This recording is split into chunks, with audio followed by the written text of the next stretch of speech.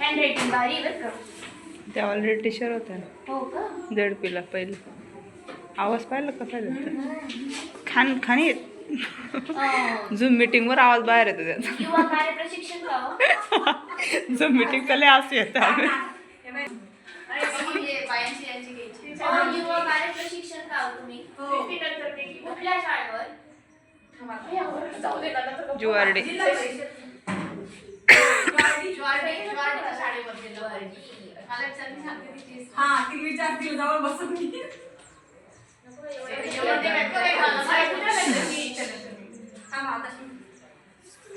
बघा पहिले आपलं गाव शहर कसं छोटे छोटे होते की नाही, छोटे छोटे होते.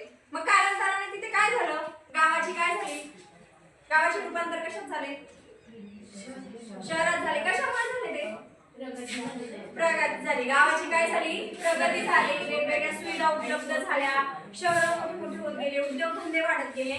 मग आपल्या गावाचं काय झालं, शहरात रूपांतर झालं. बरोबर की नाही, गावाचं रूपांतर कशात झालं, शहरात झालं. मग आपण त्या प्रक्रियेला काय म्हणतो, गावाचं रूपांतर जेव्हा शहरात होतो म्हणजे गाव प्रगत होतो. बरोबर की नाही.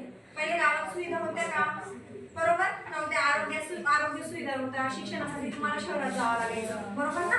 मग हे जे गाव प्रगत झालं, जे शहरात रूपांतर झालं, त्याला आपण काय म्हणतो, बोलो काय म्हणतो, नागरीकरण. काय म्हणतो, मग असंच आपल्याला आज काय अभ्यासायचं आहे, नागरीकरण. नाही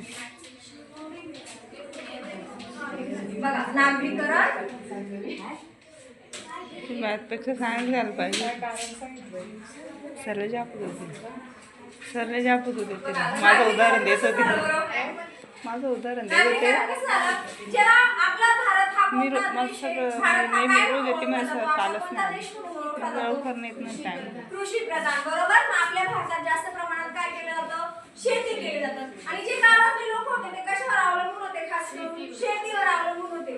पण त्यावेळेस म्हणजे जेव्हा पूर्वी शेतीमध्ये पाणी किंवा निसर्ग वातावरण सगळं योग्य पद्धतीने होतं, त्यामुळे शेती काय होती, प्रगत होती. आता तसं आहे का, आता आहे का तसं, आता बघा अवेळी पाऊस पडतो. बरोबर. शेतीत पीक येत नाही. आताच आपण बघितलं की सगळ्या तालुक्यामध्ये गारा पडल्या, पिकाचं नुकसान झालं, गहू सुकून गेला. मग तशी प्रगतीची पहिले जशी स्थिती होती तशी आता आहे का, नाही. मग त्याच्यामुळे काय होतं, जे गावातले शेतकरी लोक असतात, गावातले जे शेतकरी लोक असतात ते काय करतात पर्यायाने, कारण शेतीवर त्यांचा उदरनिर्वाह होत नाही, त्यामुळे ते काय करतात, शहराकडे स्थलांतर करतात. बरोबर. शहराकडे स्थलांतर करतात. कशासाठी करतात ते, रोजगारासाठी आणि त्यांच्या ज्या वैयक्तिक गरजा आहेत त्या भागवण्यासाठी ते काय करतात, शहराकडे स्थलांतर करतात. आणि शहराच्या नोकऱ्या करतो आपण, तिथे त्यांना वेळेवर पगार मिळतो, बोनस मिळतो किंवा ज्या इतर सुविधा आहेत त्या आपण पूर्ण शहरात मिळतात, अशा गावात मिळत नाही. पण आता जो तुमचा नागरीकरण पाठ आहे, तो पाठ जर तुम्ही काढला त्याच्यामध्ये एक सुरेश आणि तात्या म्हणून यांचा संवाद दिलेला आहे. हा पुस्तकं काढा सगळ्यांनी, तो संवाद बघा. त्याच्यामध्ये जो सुरेश नावाचा मुलगा आहे तो काय आहे, तो चिंतित आहे. कशामुळे, की बा शेतीचं आपलं चांगलं उत्पन्न येत नाही, त्यामुळे आपल्याला पैशाची अडचण भासते. त्यामुळे तो त्याच्या वडिलांना काय सांगतोय, का तात्या माझा असा विचार आहे का मी आता माझ्या व्यवसायासाठी शहरात जावं आणि एखाद्या कारखान्यात नोकरी करावी. त्यामुळे काय होईल, दर महिन्याला पगार येईल, प्लस सुट्ट्या मिळतील, प्लस दिवाळीचा बोनस मिळेल. याच्यामुळे काय होईल, आपला जो महिन्याचा खर्च आहे किंवा जो आपल्याला खर्च लागतो तो आपला योग्य रीतीने भागेल, असा या दोघांमधला संवाद आहे. पण आता तात्याला प्रश्न पडतो, जर माझा मुलगा शहरात गेला तर ही माझी जी शेती आहे पारंपरिक म्हणजे आधीपासून चालत आलेली, परंपरागत चालत आलेली, ती शेती कोण करणार, असा कोणाला प्रश्न पडतोय, त्या तात्यांना म्हणजे त्या मुलाच्या वडिलांना. मग ते तेव्हा त्याला विचारतात का तू असं का म्हणतोय, तू जर शहरात गेला जी आपली परंपरागत शेती आहे ती कोण करेल. हा दोघांमधला संवाद तुम्ही वाचायचा, दोघांमधला संवाद वाचायचा आणि मग सांगायचं. आता समजा तर तुम्ही गावात राहताय आणि त्या गावात जर एखादा कारखाना उद्योग आला, तुम्ही गावात राहताय, त्या गावाचा कारखाना उद्योग आला तर काय होईल पर्यायाने तिथे, सांगा बरं. कारखाना उद्योग एखादा चालू झाला, बरोबर, तर तिथे काय होईल, सगळ्यांना सुखसुविधा उपलब्ध होतील की नाही, रोजगार निर्मिती होईल. कारखाना आला म्हणजे तिथे मजूर संख्या वाढेल, बरोबर, बाहेरची लोक तिथे कामगारसाठी येतील, बरोबर. त्यामुळे मग काय होईल, आरोग्य सुविधेत पण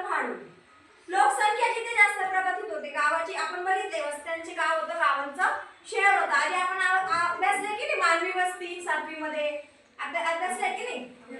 तसं गावाचं रूपांतर वस्तीचं रूपांतर गावात होतं, गावाचं रूपांतर शहरात होतं. बरोबर.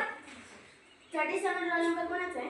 याने लोकसंख्या वाढते आणि लोकसंख्या वाढल्यामुळे आपल्याला त्या लोकांना आरोग्य सुविधा, शिक्षण सुविधा किंवा काही इतर सुविधा असतात त्या आपल्याला द्याव्या लागतात. म्हणून मग या गावाचं काय होतं? शहरीकरण होतं. त्या गावाचं काय होतं? शहरीकरण होतं. समजलं का? काय होतं? शहरीकरण होतं. हा, आपण त्यालाच काय म्हणतो? नागरीकरण. आता बघा, नागरीकरणाची कारण काय आहेत बघा बरोबर. मेथड वाईज घ्यायचे. नागरीकरण मी इथं घेतलं होतं पण सर बोलले मेथड पाहिजे तू तिथं काय असेल हां मेथड.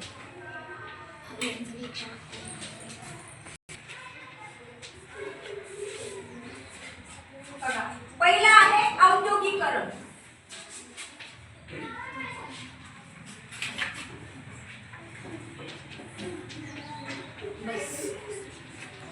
काय होत आहे? मोठमोठे उद्योग होत आहेत, त्यामुळे रोजगाराच्या संधी वाढत आहेत. एक प्रकारे सगळ्यांना रोजगार मिळत आहे. वास्तविक परिस्थिती जरी वेगळी असली तरी आपण काय म्हणतोय आता भारत हा काय विकसनशील देश होत चाललाय किंवा विकसित देश होत चाललाय. बरोबर.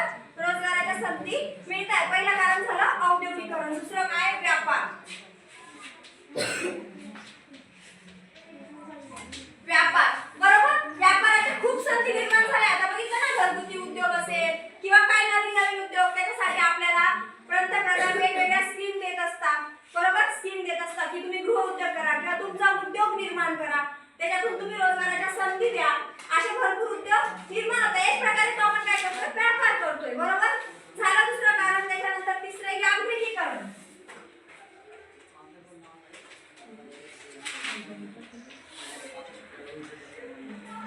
यांत्रिकीकरण म्हणजे काय? आता तुम्ही बघताय सगळीकडे डिजिटलायझेशन झालेले.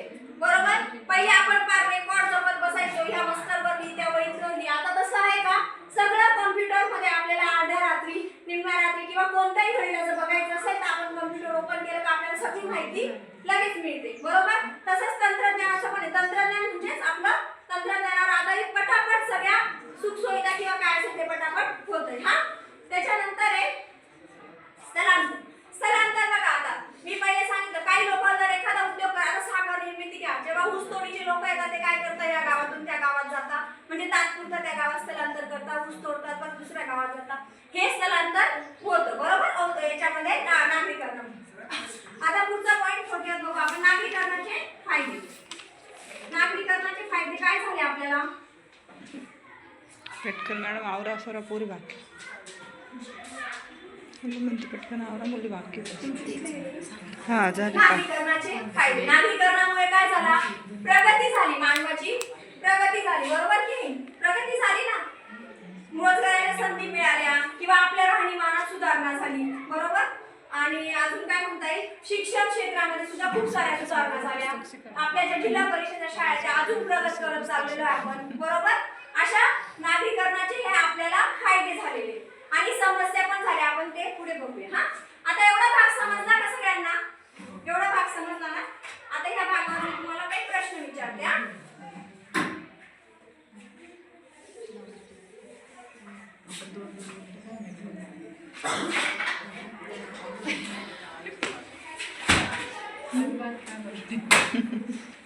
बघा काल घेतला ना ते दुसरं काल तर छान होता.